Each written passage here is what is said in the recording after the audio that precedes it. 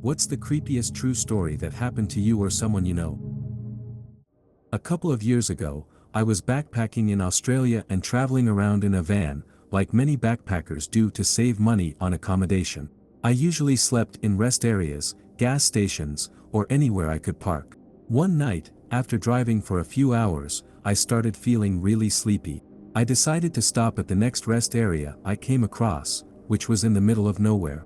During the daytime, it probably would have been fine, but at night it looked straight out of a horror movie. There were no other cars parked there, no lights, nothing. I know, I should have parked somewhere with more people around, but I was exhausted. I turned off the engine and closed the curtains on the van. Just before dawn, I was jolted awake by heavy knocking on the side of the van. Open up, it's the police. Nothing wakes you up faster than that.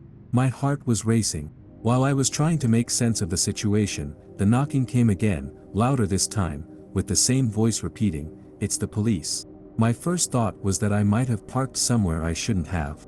But then again, it was the middle of nowhere and a designated rest area, so that didn't make sense. Something about the situation felt off. Before opening up, I decided to cautiously check one of the windows through a gap in the curtains.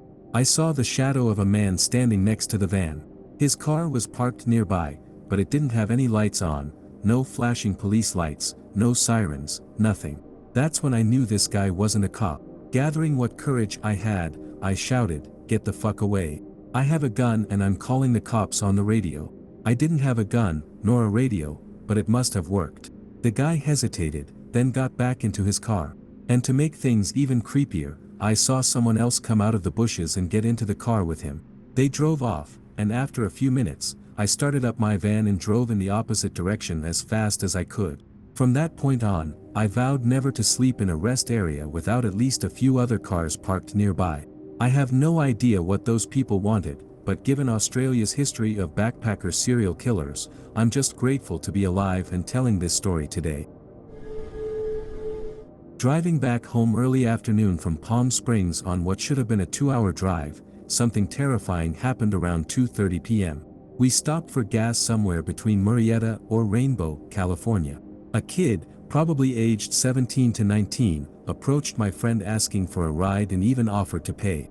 I was just waking up from a nap, and by the time I was fully alert, my friend had already agreed to give the kid a lift. The moment this kid got into the car, his behavior turned bizarre. He tried to sell us drugs and weed and kept eyeing the Beats headphones my friend was wearing, attempting to trade drugs for them. I stayed quiet the whole time, obviously scared. The kid noticed and asked me in a serious tone, "Why are you acting weird?" My friend kept trying to distract him, while I scanned the road for an escape. Every time we asked where he wanted to be dropped off, as originally agreed a few streets down, his tone would shift. He'd command, "Keep driving," then switch back into a hyper, almost cheerful demeanor, like he was playing some twisted game.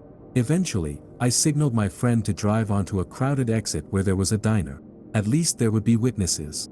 We lied, saying we needed to make a store stop because he noticed we had exited. Once we parked, we calmly told him he needed to get out. It took a while to convince him, but he finally got out. The kid clearly didn't like me, and I was scared out of my mind.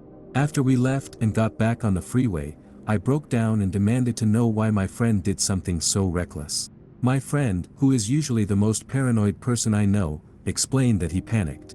He felt cornered because the creepy kid was about to move to my side of the passenger car, so he decided to play along to avoid escalating the situation.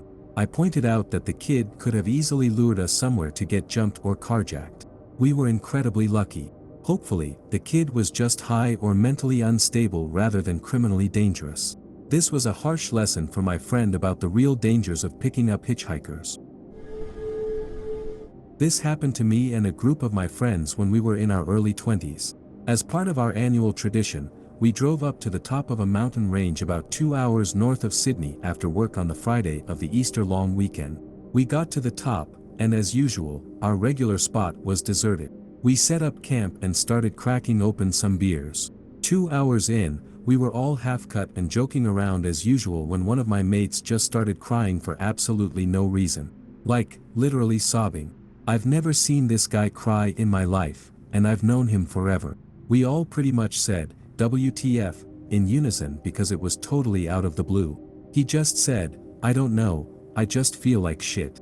We brushed it off and figured maybe he was dealing with something he didn't want to talk about, which was fine. So, we just let it go and kept drinking. We all ended up going to bed at about 1 a.m. or so. At around 3 a.m., I woke up and heard others talking. I got up, and most of the guys were around the campfire, talking about having messed up dreams and feeling strange. The vibe was completely off.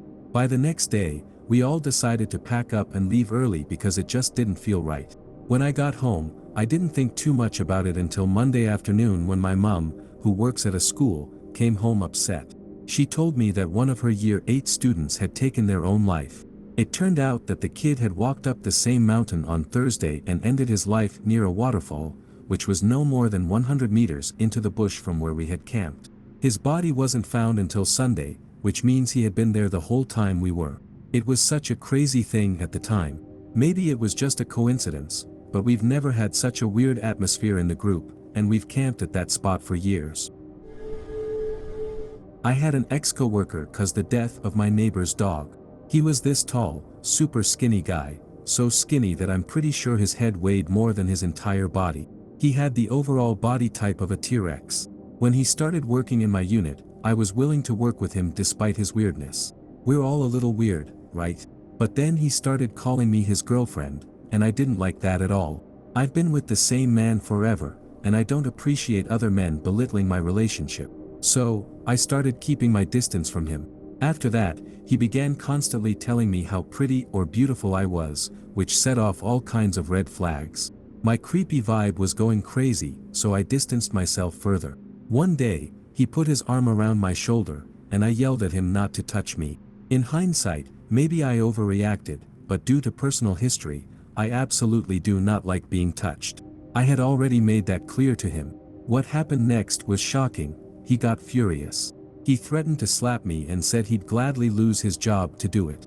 I immediately filed a harassment complaint, and he was moved to another unit. Unfortunately, because of how my workplace was, I kept hearing through others how much he hated me and all the horrible things he was saying about me. Now, I have 2 Shih Tzus who are my sweethearts. I adore them and talk about them all the time. My neighbor also had 2 dachshunds. One day, one of her dogs, Ruby, went missing. She knocked on my door late that evening, asking if Ruby might have gotten into my yard through the fence. I told her we hadn't seen Ruby but would keep an eye out. I worked 4 p.m. to 12 a.m., and my ex-coworker worked 1 p.m. to 9 p.m. That night, when I got off work, I saw something hanging on my car's driver's side mirror. It was a collar, and the tag said, Ruby. At first, I didn't understand what I was seeing. Then, it clicked. I don't know how he found out what street I lived on. He must have followed me home. I parked my car on the street between my house and my neighbor's. I think he mistakenly thought my neighbor's house was mine. They leave their dogs outside during the day, while I keep my girls inside. He must have assumed their dogs were mine and took Ruby. I have no idea why he took only one, maybe he couldn't get the other. I immediately went home and told my boyfriend. Then we went to our neighbor's house, even though it was after 1 a.m., and called the police to file a report. Unfortunately, there was no way to prove he hurt Ruby. He claimed he just set her free, but I know in my gut that he hurt her. Despite this, he didn't even lose his job, so I ended up finding a new one instead. Months later, I discovered archived Facebook messages from him. The guy had no understanding of the adult world. I also found out he had to be moved to yet another unit for harassing another woman. He was finally fired, not for harassment or threats, but for failing a drug test. Apparently, harassing and threatening women wasn't enough to get him fired, but drugs were. 2 years ago, I was studying abroad in the Netherlands and living in a large house with 5 other housemates. One night in November, after celebrating a friend's 21st birthday at a few bars, I returned home completely wasted. I stumbled into my room around 1 a.m., ripped off my clothes, and collapsed into bed, praying the morning hangover wouldn't be too brutal. For context, my room was on the ground floor, facing the street, with a large, fixed glass window. Above it, there was a small wooden latch window that opened. My bed was a bunk bed tucked into the corner, with the latch window right above where my feet rested when I lay down. I always slept with the latch open for fresh air, even in the cold. Sometime during the night, I was stirred awake by a metallic tapping on the main window. Half asleep and still drunk, I thought I might have imagined it, but then I heard it again, tap, tap, tap. It sounded like someone tapping with a key or some other metal object. I shrugged it off as some drunk person messing around since we lived in a student area, but I noticed it was eerily quiet outside, no footsteps, no voices, no other people. Just the tapping. It happened again, louder and more frantic. Still groggy and annoyed, I threw my blanket over my head, hoping whoever it was would go away. Then I remembered my housemate had mentioned expecting a friend to come over late that night. I assumed this guy had the wrong window and hoped he'd figure it out soon. But the tapping persisted, unrelenting. Finally, I yelled, "You're knocking on the wrong window, dick." The tapping stopped, and I sighed in relief, thinking that was the end of it. But then I saw something out of the corner of my eye. A hand. A hand was reaching through the open latch window, pulling the curtains back. A tall, dark silhouette appeared, his head and arms pushing through the narrow opening, trying to get inside. The latch wasn't wide enough for his body to fit through, but his head and shoulders were through the window. For a moment, I was frozen, still drunk, still half asleep, unable to process what I was seeing. He struggled to widen the opening, but when he realized it wasn't possible, he locked eyes with me. In a dry, raspy voice, he said, "Let me in." My mind was racing. My phone and a small penknife were on the floor, but to grab them, I'd have to climb off the top bunk and get within arm's reach of him. Before I could decide, he repeated, louder this time, "Fucking let me in." I did the only thing I could think of, I pretended to be asleep. I squinted at him through the darkness, barely breathing, hoping he'd give up. He stared at me for what felt like an eternity, waiting, watching. Then, he grinned, a wide, terrifying grin, before slowly retreating and climbing back down. I stayed frozen under the blankets, holding my breath, waiting for what felt like hours. After about 10 minutes, I bolted upright, slammed the latch shut, closed the curtains, and locked the front door. I spent the rest of the night wide awake, penknife in hand, expecting him to return. He didn't. The next morning, I saw my housemate who'd been expecting a friend and asked if that was him outside the night before. He looked confused and said his friend had cancelled earlier in the evening. He even called to confirm, and sure enough, the friend had been nowhere near the house. I never found out who that man was or what he wanted, but I didn't sleep with that window latch open for a long time after that. Thankfully, I never saw him again. I've never told this story before. I might not remember every detail since, for some reason, it hasn't been brought up again since it happened. When I was little, my two older sisters played softball all over the country, so we visited a lot of different places.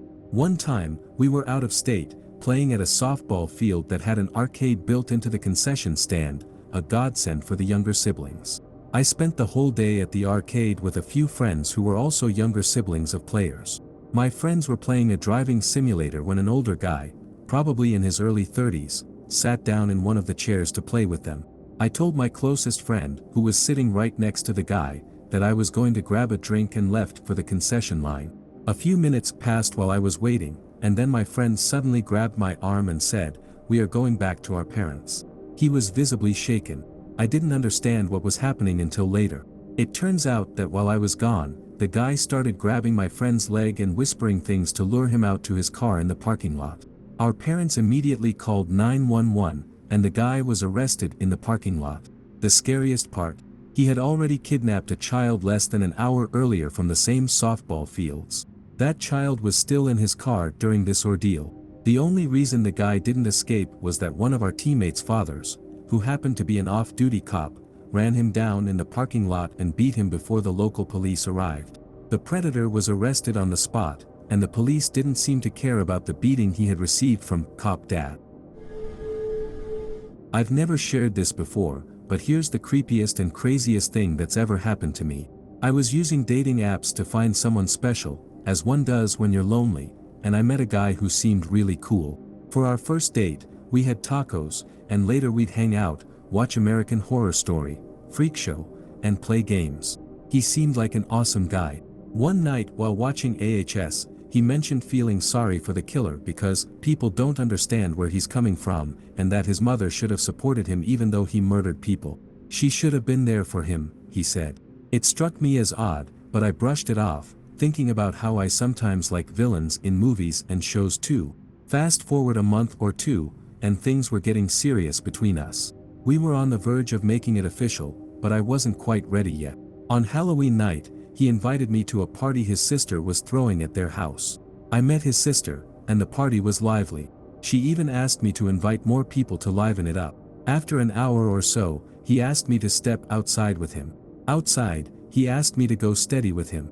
I told him I wasn't ready yet and that I wanted to get to know him more first. For a second, his face seemed to twist in the dim light, and then he started speaking in this strange, almost childlike tone, "That's just no good. You would have been my favorite." It was unsettling, but he suggested going back inside to drink and watch TV. I agreed, saying I'd join him after quickly checking in with my mom. I called my mom to tell her I was fine, then called some friends and invited them to the party in case they got bored of the club. He led me to the garage, where there was a grimy old couch and a static-filled TV mounted above a moldy refrigerator.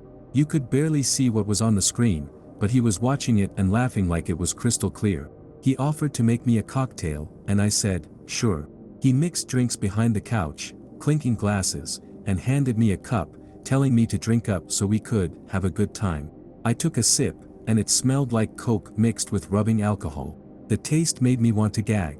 I set it down, hoping to message my friends and tell them to stay at the club. I'd meet them later. After about 45 minutes of watching static and growing bored, I was startled by sudden movement. He was inches from my face, and as I leaned back, he forced me into a kiss. I pulled away, but he started speaking in that childish voice again. "Why did you pull away? I love you. I'm going to make you feel so good."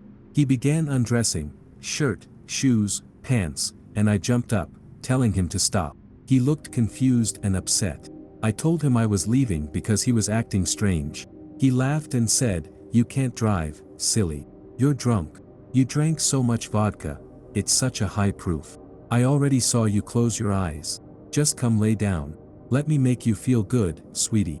I pointed to the nearly full glass I hadn't touched. When he saw it, a vein in his forehead popped, and his eyes darkened. His voice turned breathy as he hissed at me to sit down and drink. He reached into his pants with a sick grin. I bolted for the door. I stopped inside to thank his sister for the hospitality but said I had to leave. Outside, I got in my car, but it was cold, so I went to the trunk to grab my coat. That's when I saw him, lying shirtless and barefoot on the ground, his head under the rear tire of my car. I had to pull him up and yell at him to go inside. He started hysterically crying. I was shaken to my core and out of my depth. If I hadn't needed my coat, I might have run him over. After that night, he tried messaging me on Facebook, but I had to block him. It was, without a doubt, the creepiest and most disturbing experience of my life. I grew up in an isolated area in a national park, so everything was pretty spaced out. My brother and I went to the same tiny elementary school, 30 kids total, kindergarten through 6th grade, and we would ride the bus home together every day. One day, we got home and walked inside. Standing right in the front doorway, I noticed that the light in my parents' room was on. As I stood there looking, I saw a hand reach out from deeper inside the room and slap the light switch off. Panicking, I grabbed a hammer, and my brother armed himself with a little plastic bat. I was probably in 5th grade at the time, and he was in kindergarten or 1st grade. We started sneaking down the hallway toward my parents' room. But halfway there, I realized how stupid this was and decided to go back to the living room. I tried calling my mom's office, but instead, her boss's boss picked up. At first, she sounded annoyed, but when I told her I thought there was someone in our house, she went dead silent. Then she said in a calm but firm voice, "Grab your brother and go to the neighbor's house. Now." We ran across the yard to the neighbor's house, who had already been called by my mom's boss. From there, we watched our house while waiting. Within a few minutes, 3 law enforcement rangers came flying up our driveway, jumped out of their cars, and burst into the house with weapons drawn. A few minutes later, one of the rangers came over to us and asked if we had moved or touched anything in the house other than the hammer and the bat. We told them no. It wasn't until years later that my parents told us what they found. A window had been forced open, and the screen was torn out. On my parents' dresser, they found an X-Acto knife and a hunting knife, neither of which belonged to anyone in our family. To this day, it still gives me chills to think about what might have happened if I hadn't chickened out and decided to call my mom instead of trying to confront whoever was in the house. This story was told by my brother's friend. My brother lives in Israel, and his friend has been there since the 1970s. During that chaotic time, hitchhiking was common, and one day, this friend was picked up by a car with 3 men dressed as rabbis, 2 in the front seats and 1 in the back. Now, it's important to note that this guy had some army training, so he was more aware of his surroundings than the average person. As they were driving, he tried to make conversation with the rabbis, speaking Hebrew, but their responses were minimal, just a yes or no here and there. Their tone and body language felt off, like they didn't fully understand Hebrew, which was strange, considering every rabbi should know the language. Occasionally, the one in the front would say, "Everything okay," which only heightened his suspicion. Something about them wasn't right. The longer he was in the car, the stronger his gut feeling became. He needed to get out of there. The doors were locked, so he decided to take drastic action. Using his army training, he smashed through the car window with his elbow and rolled into a ditch on the side of the road. He escaped with only scrapes, bruises, and a sprained ankle. As he caught his breath and looked up, he saw the car screech to a halt. His heart sank when another car pulled up behind him, stopping a few hundred feet away, opposite the car he had just escaped from. Damn, they had a trail car to make sure I didn't get away, he thought, preparing for the worst. Then, to his shock, 4 men stepped out of the trail car. Each of them pulled out an Uzi from under their coats. This is it, he thought, bracing himself for what he assumed was certain death. But instead of pointing the Uzis at him, the men aimed at the car he had just jumped out of and opened fire. It turns out, Mossad had been tracking these men, who were actually terrorists disguised as rabbis. Their lack of Hebrew made sense. They weren't who they appeared to be. The plan had been to kidnap him and ransom him to his family for a hefty sum. Mossad had been waiting for the right moment to strike, and his daring escape provided the perfect opportunity. Later, he learned that these terrorists had already kidnapped others, and the Mossad team had orders to eliminate them as soon as possible. His instincts and quick thinking not only saved his life but also allowed Mossad to take action and end the threat. When I was a kid in the late 80s/early 90s, my parents used to drop my brother and me off at the YMCA during the day. It wasn't part of any structured program, more like we were left to play basketball or hang out with the counselors there. No one was actually watching us, though. The YMCA was boring as hell, and a little too religious for my taste, so my brother and I usually left shortly after my mom drove off. We'd walk across the street to the library instead. I was really into history at the time, especially books about World War II battles, aircraft, and the Pacific Theater. After about a month of hanging out there, a man, probably in his late 20s or early 30s, approached me in the section with the airplane books. He started looking through some of the same books and struck up a conversation, saying he didn't understand them. Naturally, being the chatty 8 or 9-year-old I was, I started talking to him about planes, my favorites, which battles they were used in, and so on. He left after a bit, but he came back the next day, and the day after that. We'd talk about planes each time. One day, he asked me if I could help him out. He said he worked for a movie studio, this was in Southern California, and that they were making a World War II movie. He needed to do research on the planes and ships used in the Battle of Midway and said he'd pay me $10 to write up a report for him. On top of that, he promised to take me to see the movie set. He gave me the $10 and said he'd meet me the next day. I was beyond excited. I wrote up my report, dug into more books, and couldn't wait to tell him all about it. I didn't tell my parents because he said I'd get him in trouble if I did. The next day, my brother and I went to the library, and I sat in my usual spot, waiting with my report ready. But the man never showed up. I was disappointed, mostly about missing the chance to see a movie set, but at least I had $10. Years later, I was talking with my brother about how wild it was that our parents let us wander around downtown as kids. That's when he told me the rest of the story. It turns out my brother had been keeping an eye on me the whole time. He'd hang out in the upstairs section of the library, reading comic books, while watching me in the aisles or at the tables. He noticed the man talking to me but didn't think much of it until the guy handed me money and said he wanted to take me somewhere. That's when my brother, who was 12 at the time but already 6 feet 2 inches and 200 pounds, realized something was off. On the day the man stood me up, my brother actually saw him enter the library. Before the guy could approach me, my brother intercepted him in the lobby. He walked right up to him and said something along the lines of, I know what you're trying to do. If you don't leave right now and never come back, I'm going to the police station 2 blocks away and telling them everything." The man stammered out some excuse, said, "Sorry, I didn't know," and bolted out the door, never to be seen again. To this day, my brother likes to remind me that he saved me from a likely abduction, or worse. So, thanks again. This happened to my dad in the 80s. He worked with the Indian Railways as an inspections officer to ensure station managers were doing their duties. Part of his job was to check and sign the inspection register at train stations. One station manager had a notorious reputation. He was rumored to sleep during night shifts, drink, and fail to log train movements. He supposedly had an informer network to alert him when inspectors were arriving by train. To catch him red-handed, my dad decided to travel by road instead. He avoided the main road leading to the station, which was about 10 kilometers from the nearest town, and took the back roads, walking the last few kilometers. When he arrived, he found the manager drunk and asleep, signed the inspection register to report the violation, and left around 3 a.m. By then, my dad and his assistant were exhausted, and their flashlight had run out of battery. They decided to sleep on a raised platform they stumbled upon in the pitch dark. It was damp with early morning dew, but they were too tired to care. When they woke up, they found themselves lying in a pool of red liquid, their clothes covered in it. Horrified, they realized they had slept on a lone gravestone where someone had slaughtered a goat as part of some ritual to appease the dead. A few years later, my dad was traveling for work in Kerala for 2 weeks. He stayed in the old railway officers' bungalows, remnants of British times with high ceilings, massive surrounding trees, and a spooky atmosphere at night.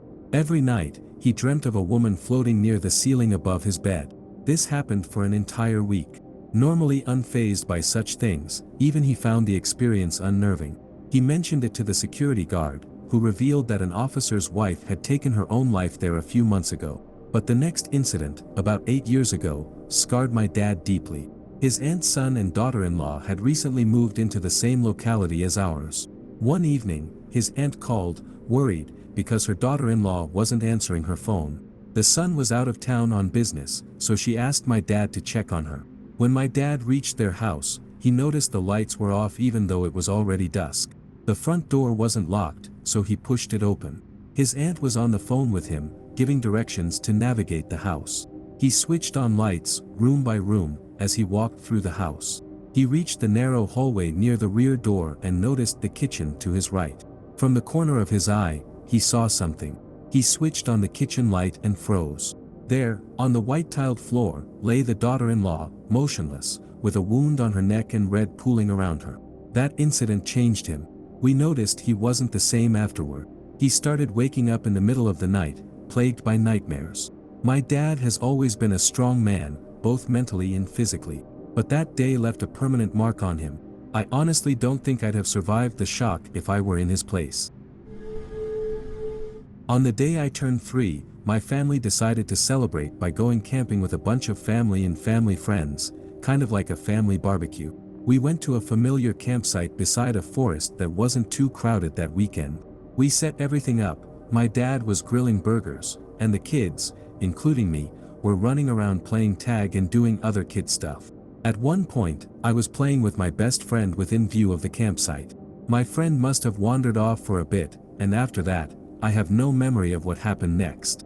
Apparently, I went missing. Nobody knows how it happened. My parents were panicking, and everyone was searching for me frantically. 2 hours later, they found me sitting at one of the campsite exits. I was on the side of the road, legs crossed, sitting on a pile of twigs and small branches scattered around me. But what happened next is the part that has always stuck with me. After they found me and we were getting ready to leave, I broke down crying, saying, "We're forgetting my brother." The strange thing is, I'm an only child. My mom started to freak out after that. She went into a phase of researching demons and the paranormal, even placing salt at the entrances to our house. For years after that, I'd get these vivid thoughts, like I had forgotten my brother somewhere. The memories were so intense that it felt real, even though I knew logically I didn't have a brother. By the time I turned 6, the brother part faded away, but until I was about 14, I'd still have strong, vivid feelings that I'd forgotten something important. Now, I'm 18, and those thoughts are completely gone. But they were so vivid, I still don't know how to explain them. This is a pretty scary experience my aunt had as a child. She was staying at the Howard Johnson Motel in Clark, New Jersey, with my grandparents. One night, they started hearing screaming from a floor above them. Two men had broken into a couple's hotel room, assaulted and robbed them. My aunt said it went on for a while. My grandparents decided to stay put in their room with the doors locked. At some point during the incident, one of the robbers fatally shot a police officer. My aunt remembers seeing red stains on the hood of a car afterward. The robbers reportedly jumped off a balcony, fled on foot, and actually managed to get away. She told me this story a few years ago, and I researched it recently. The officer's name was William J. Watterson, and he was just 24 years old. It's a sad and terrifying memory that stuck with her all these years. A couple of years ago, my family and I were walking down our grandmother's block. We used to live with her and consider it a second home. About 2 blocks down, we saw a picture on the ground. It looked damaged, like it had been through days, maybe weeks, of rain and being walked or driven on. Out of curiosity, we picked it up, and to our surprise, it was a picture of us, arms wrapped around each other in the typical group picture pose. But there were a few weird things about it. None of us remembered the event where the picture was taken. None of us remembered who took it or even posing for it. The photo looked like it had been through a lot, wet and dried multiple times, edges torn, dirt smeared. It wasn't pinned down by anything, so it must have been blown around by the wind. Yet somehow, it found us. It blew right in front of us at that exact moment. I had almost forgotten about that picture until now. In 1959, when I was 11 years old, my family visited my dad's cousin in Palo Alto, California. During the trip, my dad's cousin took us to the famous Top of the Mark restaurant and bar in San Francisco. Since kids weren't allowed inside, we waited in the elevator lobby just outside the bar. Being a restless kid, I hopped up onto the window ledge to sit and leaned back against the window. To my shock, the window suddenly swung open, and I fell out, staring at the ground a few hundred feet below. I had nothing to grab onto. There was no ledge, no railing, nothing. I was past the point of no return, and the fall had already begun. Just as I was about to plunge to my death, a long arm shot out of the window and grabbed a handful of my jacket, yanking me back inside. I landed on my feet, heart racing, and turned to thank the person who had just saved my life. But there was nobody there. I turned to my mother, completely bewildered, and asked her what had just happened. She threw her hands up and said, "Don't even ask." There was no one else in the lobby, just me, my brother, and my mother. I grew up in a mountain town known for its ski resorts. My house was surrounded by forests, and I'd often take a shortcut through the woods to get to and from a friend's house about a mile away. I'd usually drink and smoke weed at my friend's place, then walk home around 1 or 2 in the morning. I especially loved doing this in winter. When the full moon was out, it illuminated the forest in a way that was eerie yet beautiful. The snow sparkled bright white, with inky black shadows stretching behind the trees and bushes. I'd usually take a moment to sit in the middle of the woods and soak it all in before heading home. One night, I planned to continue this tradition, but something was different. Everyone at the party was oddly concerned about me walking home through the woods. They'd never worried before, so their reaction felt strange. To compromise, I agreed to let them walk me to the edge of the forest, where the street ended and the woods began. From there, it was only about half a football field's worth of forest before I'd reach my street, so they seemed satisfied with this plan. Looking back, I was definitely cross-faded, but the experience that followed sobered me up immediately. After my friends said their goodbyes and turned back, I stepped into the forest. The moon was full, casting a stunning glow on the virgin snow. The only tracks were mine from earlier that day. I sat down in the middle of the woods, letting the silence that only snow can create consume me. It was my version of meditation, and it cleared my head. When I decided it was time to head home, I stood up, took a few steps, and froze. My breath caught in my throat as I caught sight of a mountain lion-shaped figure in my peripheral vision. My heart stopped. I stood completely still, praying I wasn't about to get mauled. I stared directly at the figure, trying to decide what to do. As I focused on it, I couldn't tell if it was really there or if my eyes were playing tricks on me. It didn't move, but I wasn't taking any chances. I got the hell out of the woods as fast as I could. To this day, I'm not sure if it was real or just my imagination, but it could easily have been a reality. Where I lived, getting mauled by a bear or a mountain lion wasn't out of the question. Every summer, I spend a few weeks at my grandparents' lake house. In the middle of the lake, there's a small island with a few tall trees growing on it. One summer, when I was a teenager, I decided to canoe over to the island with a book. I climbed one of the trees and found a perfect little spot in its branches, a crook where I could lie back, relax, and read, with an amazing view of the whole island. My plan was to spend the entire day there. A few hours later, a motorboat approached the island. A family of 4 got out, a man, a woman, a daughter, and a very young son. They landed on the opposite side of the island from where I'd parked my canoe, so they had no idea anyone else was there. They set up beach chairs, unpacked a picnic basket, and had lunch together. After eating, the kids split up to play, running through the bushes and digging in the sand. Eventually, their parents called them back to the boat to leave. The young boy was running back to his family when, for some reason, he stopped and looked up at the tree I was in. Maybe the breeze moved the branches, or maybe I shifted slightly, I'm not sure. But he froze, squinted, and then made eye contact with me. His eyes went wide, and he screamed at the top of his lungs, "There's a man in that tree. There's a man in that tree." I froze. Up until that moment, I hadn't been purposely hiding, but now I panicked, afraid I'd get in trouble. I stayed completely still, hoping they wouldn't notice me. The boy ran back to his parents, still screaming about the man in the tree who was watching them. He pointed right at me, but for some reason, the rest of his family couldn't see me. Maybe it was the angle, or maybe the branches and shadows hid me, but they scolded him for making up stories. They dragged him back to the boat, and as they puttered away, he kept screaming and pointing, "There's a man in the tree." To this day, I'd like to think that kid is somewhere out there, telling his own version of this story, the time he and his family were stalked by a creepy tree man on a deserted island that no one else could see. In college, a friend invited me over for a night of beer and video games. After 4 hours of gaming, we were starving. We hadn't had much beer yet since we were saving that for later with the food. There was a Wendy's down the road in a shopping center, and we decided to walk there so we could catch up. It had been a while since we'd seen each other due to school and work. As we were crossing a large, empty Costco parking lot just before midnight, a black car suddenly sped across the lot, turned abruptly, and slowly glided past us. The parking lot was completely deserted, so we immediately got a bad feeling. We thought we were about to get gunned down or something. Then, the car revved its engine in our direction, and when it started curving toward us, we bolted. There was nothing in the direction we were heading, just an empty parking area and a shopping cart drop-off spot, so the car coming after us made no sense. When we glanced back, we saw that it was a brand new, solid black car with 4 elderly people inside. All the windows were rolled down. One old woman in the back seat stared out at us wordlessly, while another in the front passenger seat made a sound like a crow call.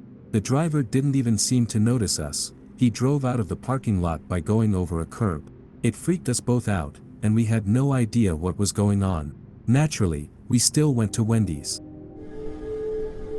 There's a place deep in the woods where people around here go for mud in, riding 4-wheelers, dirt bikes, and trucks through the mud just for fun. It's a popular spot for those who love to get dirty, drink, and act reckless. One time, I was hanging out with my brother and some of his friends. They weren't from the area, so he was hyping the place up, describing the crazy hills, deep mud pits, and how much fun it could be. But then he added something that immediately changed the vibe: you don't want to be caught there after dark. When it starts getting dark, you leave a SAMF. Naturally, they asked why. A local boy with us shared a story about how he and a few friends stayed out there too long one evening. As it got dark, people emerged from the woods, wild-looking, shouting, and throwing rocks and sticks at their trucks. They climbed on the hoods, tried to open doors, and attempted to crawl through windows and sunroofs, threatening them the entire time. The group barely managed to drive out without anyone getting seriously hurt. As creepy as that was, it wasn't the most disturbing part of the conversation. My brother brought up an old friend of his who used to hang around with him a lot when we were younger. I hadn't thought about that guy in years and had kind of forgotten about him. Then my brother said something that floored me. That friend disappeared years ago after going down to the mudding spot on his dirt bike. Apparently, there have always been stories about hills have eyes inbred motherfuckers, my brother's exact words, living not far from the spot, reclusive people who supposedly don't take kindly to outsiders. My brother insisted that those stories had some truth to them. One night, after a lot of partying and drinking, his friend decided to head down to the mudding spot, despite my brother repeatedly telling him not to. He warned him about the stories and what others had experienced, but his buddy was drunk, stubborn, and looking for trouble. When his friend didn't come back after a couple of days, my brother and a few others went to the spot to look for him. They found his dirt bike smashed to pieces and abandoned. There was no sign of him, and no one has seen or heard from him since. My brother was dead serious when he told this story. Even my mom confirmed that the guy went missing and has never been found. She doesn't know what to make of the rumors about the people in the woods, but the disappearance is real. The theory is that these secluded, potentially violent people killed him for being too close to their territory. Considering the other story about them trying to break into trucks and attack people, it's not hard to imagine something far worse happening to someone alone on a dirt bike. It's horrifying to think about. If those people really exist, and if my brother's friend went down there that night, I can only imagine what might have happened. And it's probably far worse than anyone wants to admit.